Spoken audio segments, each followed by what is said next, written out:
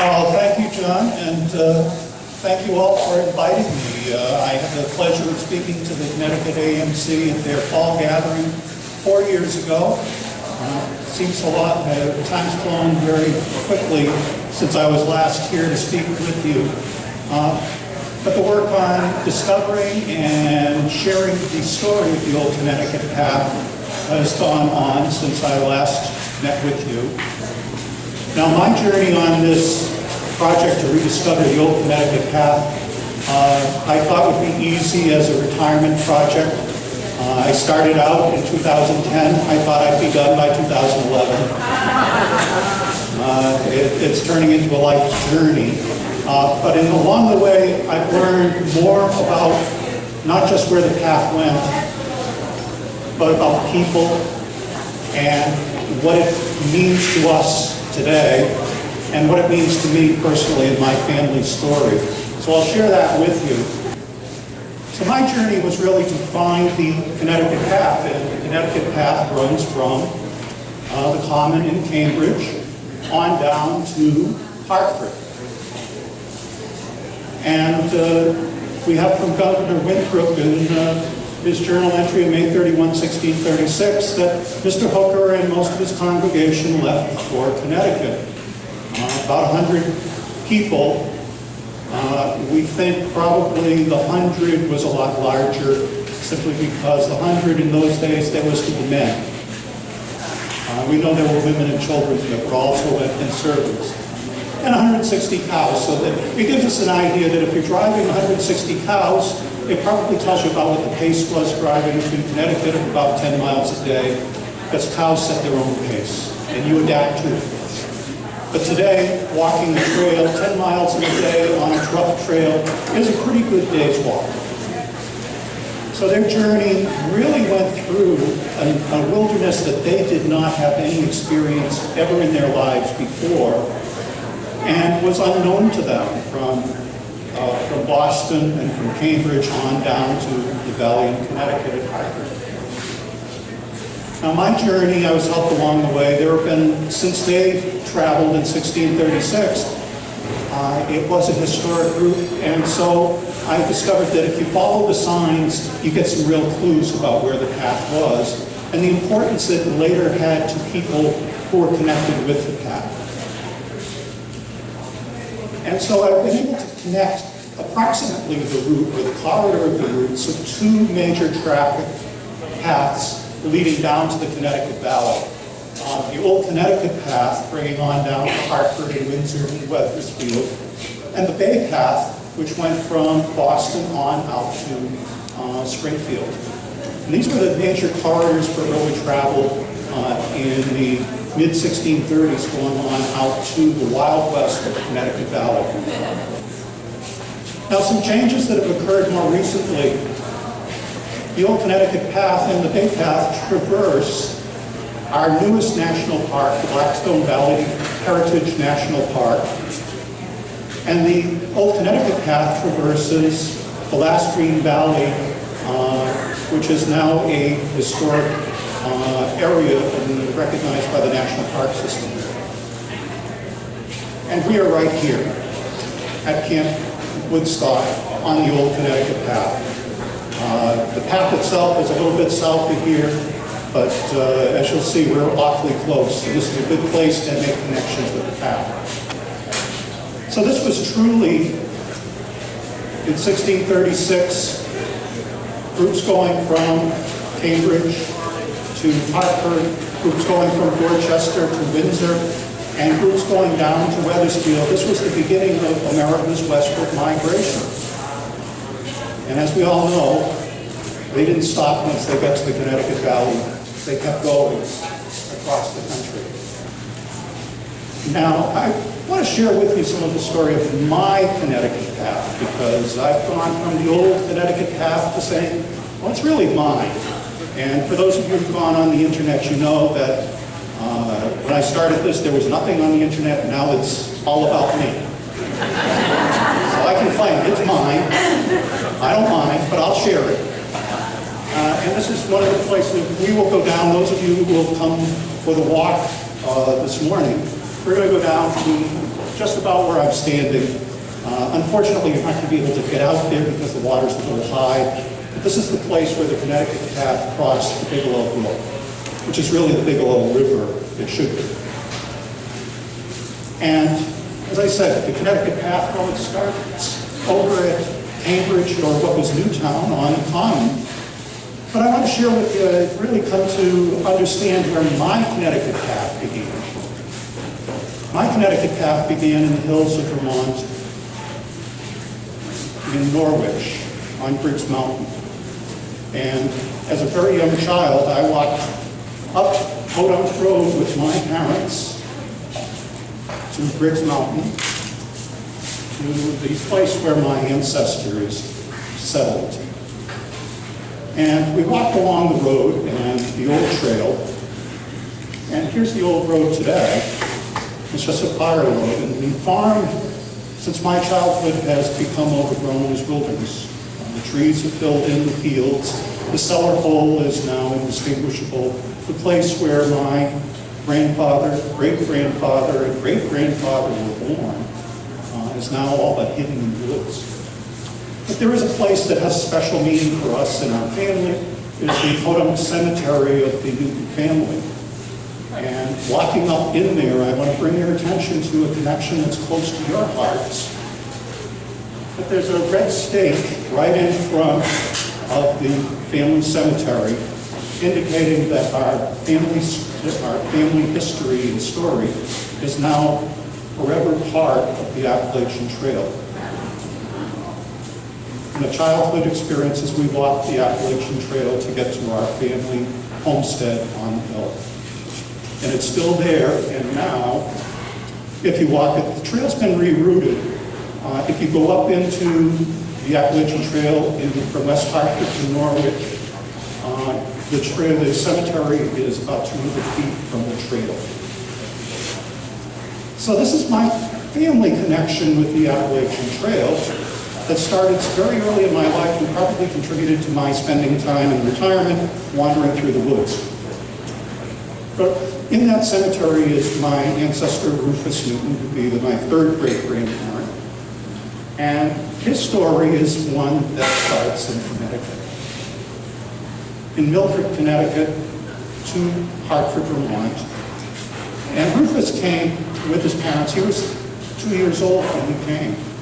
His parents, David and Mary Newton, came up the Connecticut River, family's tradition. They came on the Connecticut River in the dead of winter with an ox team and sled from Milford, Connecticut, on up to Hartford, about 100 miles, which would have been the real wilderness. So Rufus was 2, his older brother was 3, and his younger brother was a toddler.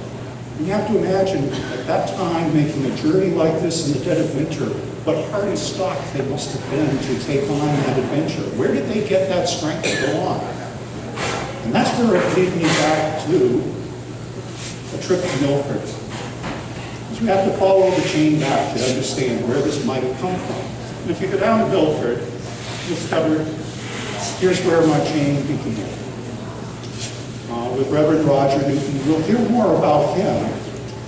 But the real chain and connection to the path that I carried with me when I was doing the walks was with his wife, Mary.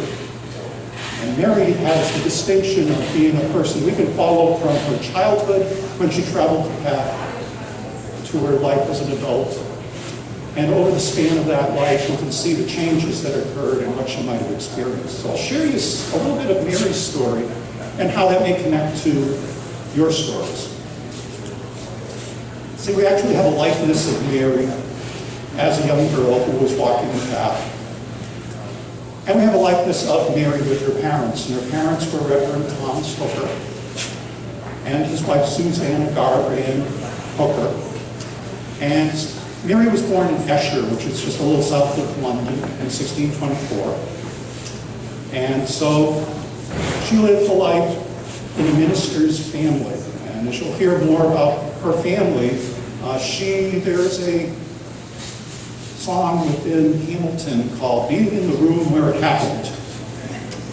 Mary was in the room where it happened, across an extraordinary story about her life and the shaping of Connecticut and I suspect America too. Thomas Hooker, in Mary's initial early years, was a lecturer in Chelmsford. He couldn't be a minister in charge because he was a Puritan, and Puritans couldn't be the minister, so he was a lecturer, teacher. He drew large crowds to hear him speak. And by reason of that and influencing people, he became a target for suppression by the Church of England and Archbishop Laud.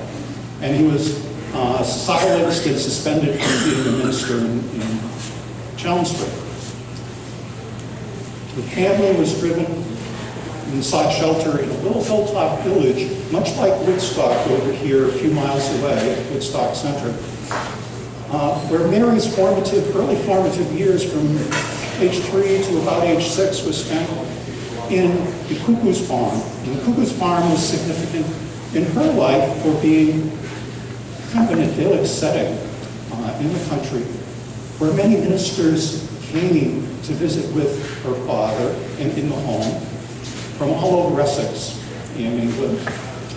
And as a result, while Thomas Hooker did not have a ministry, he was still ministering to the ministers. And among those was John Eliot.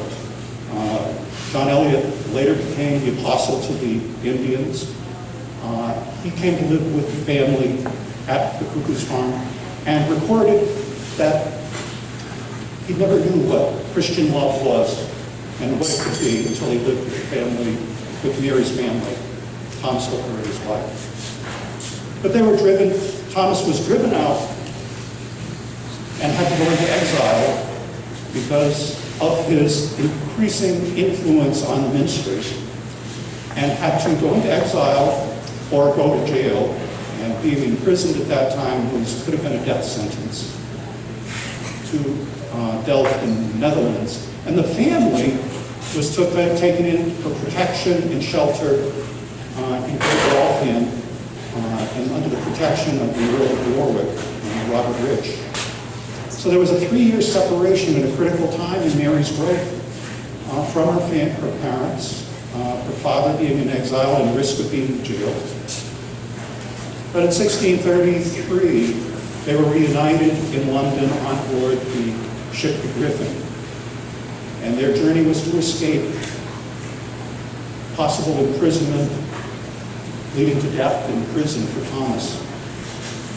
And families were also imprisoned at that time.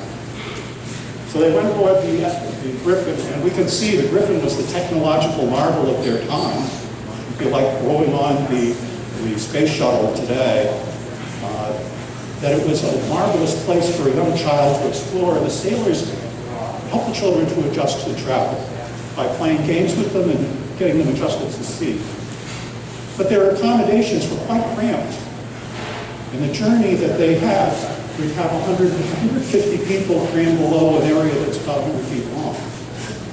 And you imagine the tight quarters, that there was some element of privacy that they established, but it was a difficult journey. But what was different for their family and for Mary in that experience, that they had to hide below deck in the cargo hold because the inspectors came on to make sure everybody's papers were in order. And because Thomas was a wanted man, he could not get the appropriate papers and visa to emigrate.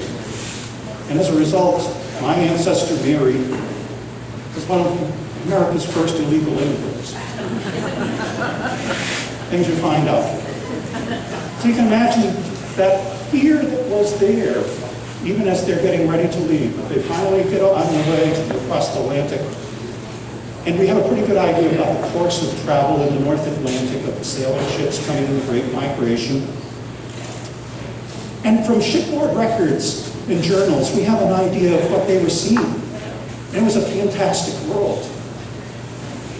The creatures that they'd see, the whales breaching, dolphins swimming along, wild seabirds that they would see. That it was an amazing world for coming from the English countryside. We can imagine them on deck, seeing these things. The other reality that they endured was unbearable cold that they basically traveled with their woolen garments in multiple layers because there was no heat below deck, and the North Atlantic was a cold sea. And to give you an idea about where they were, 300 plus years later, the Titanic had a little bit different outcome with the iceberg that they ran into, that this was a cold journey. The other fear that they had was just illness and sickness. With such tight quarters, hygiene was poor, diet was poor because there was a limited ability to prepare meals. Think of hygiene, there were lice. And death at sea was something that was most feared. Smallpox and other childhood illnesses. So death of a child at sea shattered the congregations, the people gathered together under the deck. And perhaps the greatest terror was experiencing storms at sea. You can imagine Reverend Thomas Shepard, who came a little bit later, who's a protege of Thomas Hooker. He recorded in his journal experiencing a storm where he and his wife lived in fear that they would be hurled through the air and crash into the side of the ship. You can imagine no seatbelts on this one. So that it was an experience that transformed the congregation. People who came as a group bonded together and had a unique experience through this journey. And they arrived in Boston Harbor, right about where Long Wharf is. And at that time, there were 3 hills in Boston. They're not quite there, although the Appalachian Mountain Club is still on one of those hills. It's a lot lower than it was for them. And we can see the world as it has changed from that time. But they rejoiced in getting there and made their journey through Boston, through Roxbury, where they encountered their friend, John Elliott, who was minister there, and traveled to settle at Newtown, which was a small village at that time. And we get an idea about what their street looked like. Here's their street, and their house, and the houses nearby. And this is an imagining about how it would look on what was Braintree Road at the time. And in the back of their house, they had the garden where Mary helped in managing the garden, tending the garden, and the cow yard where they tended their cow and their livestock. It's a little changed. You go there today on Mass Ave, there's a dorm there, Wigglesworth Hall, and Mary's garden and backyard has been transformed by the establishment and expansion of the college that was next door to that was set up next door to their house. So Hartford is now the place where Mary's early life, from age 6 to 9, was spent. And they gathered on the common and began their journey in 1636. And Mary would have been present in the home and in the church where the planning for the journey of the congregation was occurring. She would be part of and hearing in her home because of her father's role in the leading of the congregation, this journey and the planning. They didn't all agree one morning to let's go to Connecticut. It was a planned endeavor. And they sent scouts ahead to know what they were getting into. So we see that they were leaving, and the native people provided some of the guidance to get here. And they probably wouldn't have made it without some help. Came across the visions of this journey that we have to think about today. That on one side, it was Thomas Hooker leading the congregation with his compass in hand through the wilderness, and 100 miles later they stumbled into Hartford. And the other was this more romantic Hudson River view of, it was like a pastoral walk in the country. It wasn't either of those things. And much of the guidance came through the help of the natives. First came Winnicott, who came up from the area that's now Hartford, in 1631 and said, come on down. They wanted the English to come and settle in the Connecticut Valley. And in 1633, John Oldham made the journey with 3 other adventurers and traveled down to Connecticut, staying from village to village along the way, Indian village, native village along the way. And so we get an understanding that they were traveling through a wilderness that was well known to the natives who lived here thousands of years. Thousands of years, not a few. They've been here, and they knew the best ways to travel, depending on the time. And so the Bay Path and the Old Connecticut Path traversed tribal areas. And along this way, we have the Hooker Trail, and Mary's job along the trail was to help her mother take care of the children. A child who was 7, 5, and 3. Now, there's some question that Mary was disabled. No, she was a busy mother. And if we look now at the influence of the natives on us that's present today, then we look at the native Algonquian places and their names. Massachusetts and Connecticut are come from Algonquian names. And if we travel along the path, it's full of traces of the native people and the names that they assign to these places. And Mary experienced this as she was traveling the path. Can you imagine traveling through a native wilderness? And then travel from pond to pond, a chain of ponds, and along the Connecticut Path. You can find these today. Here's a couple of them: Cochituate, Manchac, Chalbuncamog. I'm not going to do the long version. We don't have all that time. Shinipsit on down towards Hartford and Vernon. So they traveled from pond to pond, and these were native gathering places for thousands of years. And you may say, well, how do you know? Well, I know because in one way I had the pleasure of meeting Harry Anderson on the shores of Manchac Pond, where he lived for over 80 years. And every winter he would go out and watch the pond. And his keen eyes, eagle eyes, this was his collection of his treasures. And I shared this with an archaeologist down here in Connecticut, and he looked at it and he said, there are things here that would go easily back 2,500 years that are found along the ponds where the people gathered. So they truly were traveling through a native world. And along the path is a special spiritual connection for the natives that is most telling here in the Upton Stone Chamber in Upton, Mass. That it's located in the side of the hill. And you go into the chamber, and I'll show you the interior. The way you go into the chamber is you crouch and you keep your head down. And the chamber is a round chamber in the ground. And it was a spirit chamber of the native people. And carbon dating artifacts from there date back to the 1300s to 1600s, so it's pre-settlement artifacts.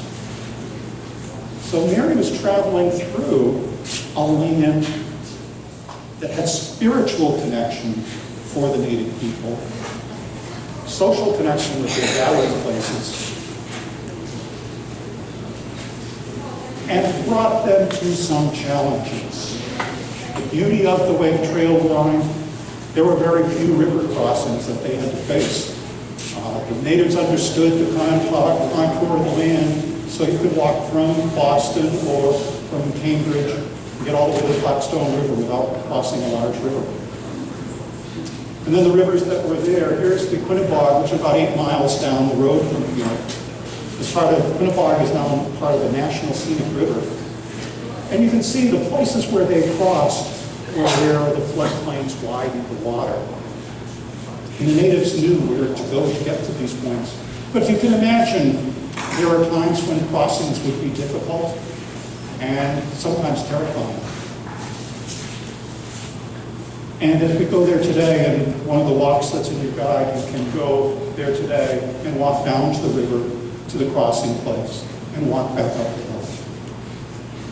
The other one that you can come and experience is just a little further out to the west here. Go down to the Willimantic River, which was their next big river. There was a floodplain, and there's also a place that you can go to visit without too much work. If you go to the visitor center, the rest area on Route 84 going west, you can walk right down to the river in the trout management area. And you can see the river there. It's quite wide, quite fast, but right below it, it opens up to a floodplain where the crossing would be. And along the way, they met the natives and the different tribes and visited in the center. And one of the great places to visit is there that the Wabequassits lived where modern Woodstock, the center of town now, stands on Plain Hill. And we have some history that gives us an idea of what they might have seen as they traveled through there. But Mary's friend John Eliot later established the praying village with the Wabequassits, and he came there and preached on a stone that's now known as Eliot Rock, that's right along the Connecticut path. And accompanying him was the Commissioner of Indian Affairs, Daniel Buchan, and he described what he saw, that the Sagamore's wigwam was like 60 feet long and 20 feet wide, a massive building. The Sagamore was the chief, and parties traveling through, like Mary's party, led by Thomas Hooker, would be invited guests to visit the Sagamore and his hospitality. If we take a walk into a longhouse, we can see the world as different as any that Mary would have experienced in her prior life. The native life was in stark contrast to the world of the English. And we find traces of those longhouses along the path. The English did see some wisdom in the design. And where there were abandoned longhouses, they initially would put in a fireplace, which kind of reduced the heating value of the longhouse. But out in the Douglas Woods, there's a fireplace that was part of a longhouse. You can see the foundation that's laid there. And if you go to Woodstock, one of the things that Buchan also commented on was that the abundance of corn. And corn sustained the people in the 1630s. And the first arrivals in Boston would not have survived without the native corn that was brought 60 miles from Woodstock. And Buchan saw that it was rich land with 40 bushels of corn per acre. And where the trail goes today, there's still that abundance of corn. Now you may ask, here we are up on the top of the hills, and you say, well, why did they go up here? Well, native trails tended to run in parallel. They had what they called their winter trails and their summer trails. The summer trails were down in the valley, and the winter trails were up here. The winter trails were much more likely to survive, which is why we can have a better sense of where those pieces are. Because down in the valley there were floods and other things that occurred that essentially wiped away traces of the trails. And there was another factor that affected them. They were coming in June. In 1636, they were in the middle of a mini ice age. That we have global warming, they had global cooling. Glaciers were growing in Europe. And here, there were summers without a summer because it snowed in July and August. So it was terribly cold even traveling in the summer. So traveling on the highlands following the winter trip.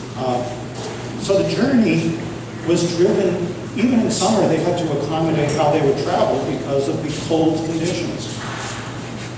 And one of the stories that I came across to give you an idea of just how cold it was over in Sutton, they have in their history a family that was trapped in their home with snow over the roof. The only thing that was visible was the smoke coming out. And their story was that an Indian came and saw the smoke and heard them calling for help and rescued them. That was the severity of the winters that they endured and the coldness of the summers. The other thing that you'll see as we walk across the hills here is that even in a short distance along the Nipmuc Trail, which is one of the Blue Blaze trails here in Connecticut, over in Ashford, the top picture shows the same day how small the water is on the river. And if you go 3 miles downstream, the stream expands very quickly. So traveling across the highlands provided an opportunity for them to travel more safely at that time, since there were no bridges. Which leads us down to an accommodation the natives provided, that there were places where stones were placed across a stream so that they could skip across the stones. And we're going to visit, those of you who come along on the walk this morning, we're going to visit a place out on Bigelow Brook where stones were placed and were part of a walking or crossing place on the Connecticut path. And if you go there where there's lower water, you'd be able to walk right across the brook. As they came closer to their final destination, what's now down in Vernon, there's a roadway, and there's a spot where the first church in Vernon was established at the top of the hill. And if you come to the top of the hill, where the trail is likely to follow, you look down and you can see down the Hockenham Valley to their destination, leading them down to their final arrival at Hartford, and the groups that branched off to Windsor or to Wethersfield followed branches off. And the road today, if you stand in East Hartford on the Riverwalk, the bridge on Route 84 was right below it. It used to be a sandbar that was where the cattle were driven across, and it's likely they traveled across in small boats and ferries. Now Mary, when she arrived, here she is, she's 9 years old, or 12 years old, I'm sorry. 12 years old, arriving in Hartford. Their home was in the corner of what's now Arch and Prospect Street. And it was a center because Thomas Hooker's role as a leader in the congregation and the community was a hub of activity. And during that time, they were planning what form of governance to have for this congregation or the towns along the river, because they were so far from Boston and the councils there that they needed to establish their own governance. So in 1638 and 1639, there was a gathering, a small number of gatherings in Hartford, with Thomas Hooker at his home and the church to begin to hammer out what was the government, what was their agreement, covenant as a colony be. And in 1638, almost 2 years after he arrived, after he left Cambridge, Thomas Hooker gave a sermon to the assembly. And the first piece that he brought up was that it was a duty to choose wise leaders, because choosing your leaders is a gift from God. And it occurred to me when I did this 2 years ago, this was the picture that I had 2 years ago. The jury's still out in my mind. I think we need to revisit that issue of wise leaders. But he went on to say that the choice of the magistrates, the leaders, belongs to the people. That this is a gift from God, and it's not to be squandered. The privilege of election belongs to the people, and in modern terms, and I exercise not to the humors, in modern terms, it's not to exercise and lead by your factions, but it's to lead by the congregation, because it's a gift from God. And the franchise is a trust for good of all, and they who have the power, here's a powerful one, they who have the power to appoint their leaders have the power to remove them, if they fail in their duty to provide wise leadership. Now imagine, in 1638, this was, among Puritans, it was an idea that they had been driven out of England and now were being able to realize it. So in 1639, they... Okay. This is just a breakneck property with a couple trail. If you're going on that hike, we're meeting over on that side, please. I have 4 people out there for 16 on the list. Okay. Sorry. All right. Because we're going to get wrapping up here in a few minutes and taking some questions. But they established a constitution of sort called the Fundamental Orders of Connecticut. And I want you to think for a moment, Mary was part of and she was present during this discussion as a young teenage girl. What this experience, along with her others, is beginning to form in her understanding of the world. That the congregations, the assembly, was doing something that if they had publicly done this in England, where they had left just a few years before, they would have been tried for high treason, for undermining and subordinating the authority of the king. There's no mention of the king here at all. So they were doing something revolutionary, but they were doing it in the middle of the wilderness. And they would have been hung and drawn and quartered if they had done this in England. And they knew it. So Reverend Roger Newton, as I said, he does come into this story with Mary. And I've told this story before, that our family tradition was that Roger came over from Cambridge University in 1638, went to Hartford. In 1640, he ran off to Connecticut and married a hooker. But married a hooker. But it wasn't quite that way. That he was in King's College at Cambridge, was an elite college and still is. It was the College of Eton, where Eton students went up to study at Cambridge. So he either got into Cambridge by being a student at Eton, a student at one of their schools, or someone who had a lot of connections. We don't know for sure what that is. But clearly he was a top scholar. Came to Harvard in 1638 as one of the first students. And he did go down to Connecticut. And in looking at this, there was some intrigue and romance. He met Thomas Hooker up in Cambridge, but he also met Thomas Shepherd, who at that time was Thomas Hooker's son-in-law and Mary's brother-in-law.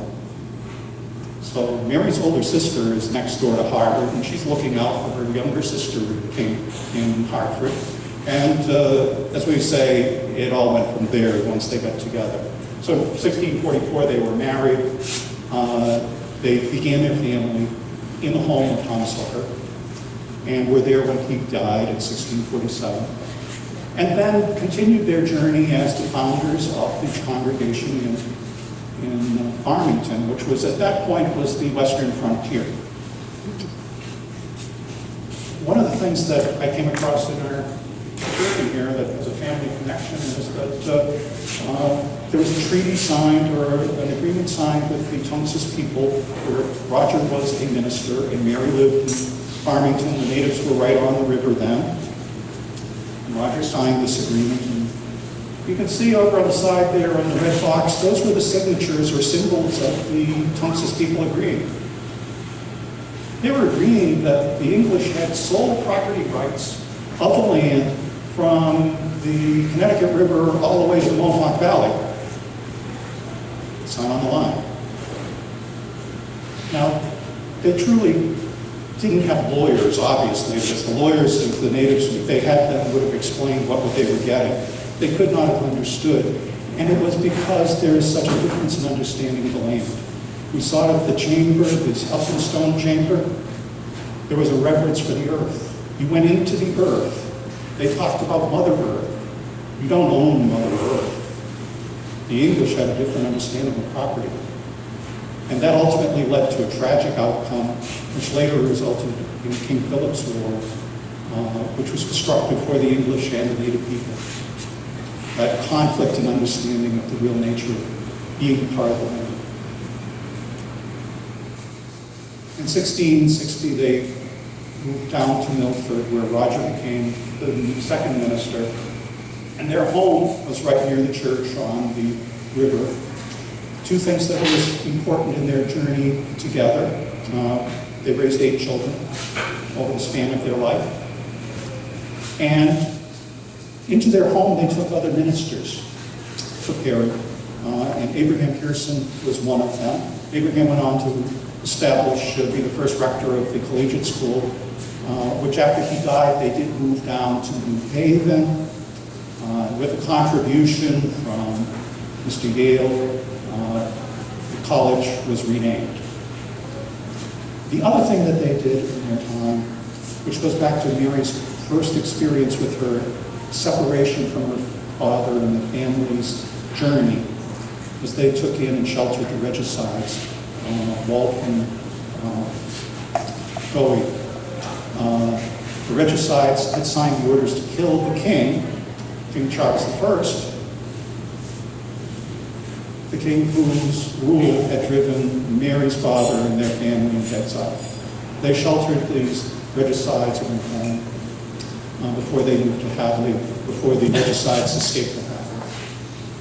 So now if you go down to Hartford, this is part of, the story is really part of Connecticut's DNA.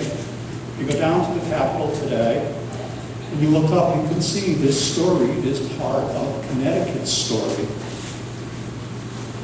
And as we walk along it, we're following in the footsteps of the people of Connecticut. And so that's my story.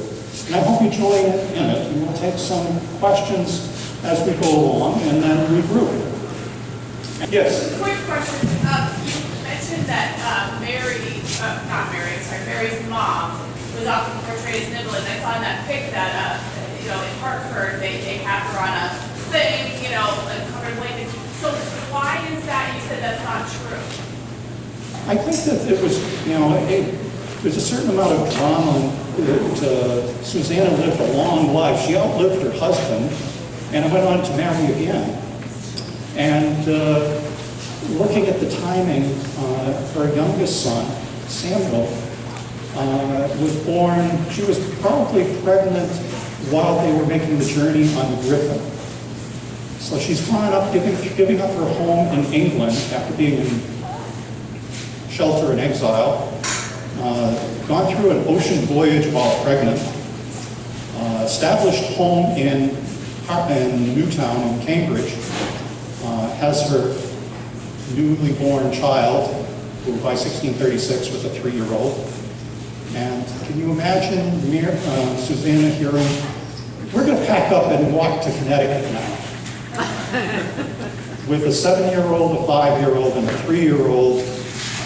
I think this was probably one of the early versions of, the saying, a happy wife is a happy life. That she was provided with a horse litter. But I think in the drama it was misinterpreted as she was an invalid, but there didn't seem to be any evidence that she was that. She was a very busy mother, and the prospect of carrying 3 young children on a walk of 100 miles, I think would have caused a lot of distress in the family. So, and Mary, my ancestor, the tradition was that she walked to help take care of the children. So that's where I think there's this little bit of drama. So she spent a little time on her litter and then relaxing and then to keep her happy and then the rest of the time taking care of the kids or something. Well, I think probably the kids were on there too. Oh, okay. Yeah. I can't imagine a 3-year-old doing a 100-mile hike. Yes? Is that house in Milford still there?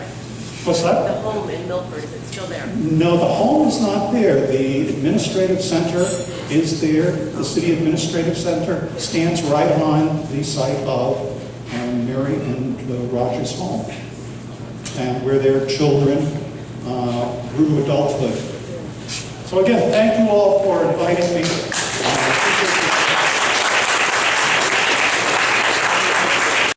For more information, visit the Old Connecticut Path website. Follow the Old Connecticut Path on Facebook.